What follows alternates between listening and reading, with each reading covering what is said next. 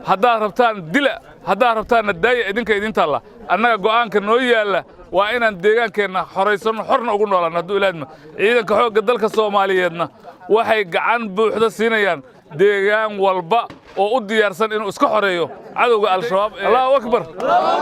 Allahu akbar wallaahi alxamdu meeshaan hadda aan ku sugannahay waa xeradii mucaskarka u ahayd jamhadahoodu deganaayeen biyahoodii saad arkaysaan waa kuwaana waxaan ugu wareegsan waa dhufaysidoodii oo ayagana aan arki doono ayagana maaragtay la idin tusi doono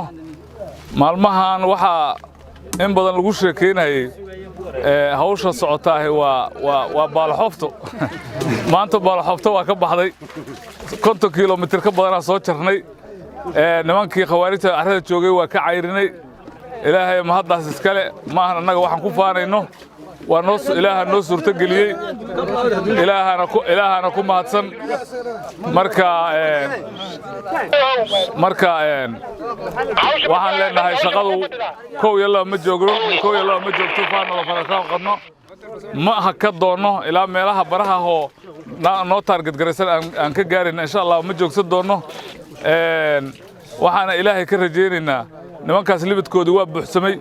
waxay cuqubo ummadda muslimka u geysan karaan waa u geysteen wax dambe u hara lama arko insha Allah taala dadkuna waxay leeyihiin niyad buuxday haystaan gurmadka iyo mataqaanaa waa isdaba yaala ilaa iyo cadaado iyo halka inta ka dhaxlo gurmadku waa isdaba yaala mana joogsan doonaan waxaan leenahay laba arrimood kaliya aan kula hadlaynaa nimanka khawaarijta waxaan leenahay waxa wadin diin maahan diinta islaamkuna saas ma ahan diinta islaamka ha ka been sheeginina hana suurad xumaynina ummadda muslimiinta kuwa raba inay diinta islaamka soo galaan ha u suurad xumaynina diinta islaamka xoolaha muslimka la dhaca maahan guryaha muslimka la gubana maahan diinta islaamku dadkii shacabka ahay oo la afduubto oo meel lagu xareysta ma ahan haddaad dad afduubataan haddaad 1000 afduubataan iyo haddaad milyan afduubataan iyo haddaad 100 afduubataan ma idin baryi doono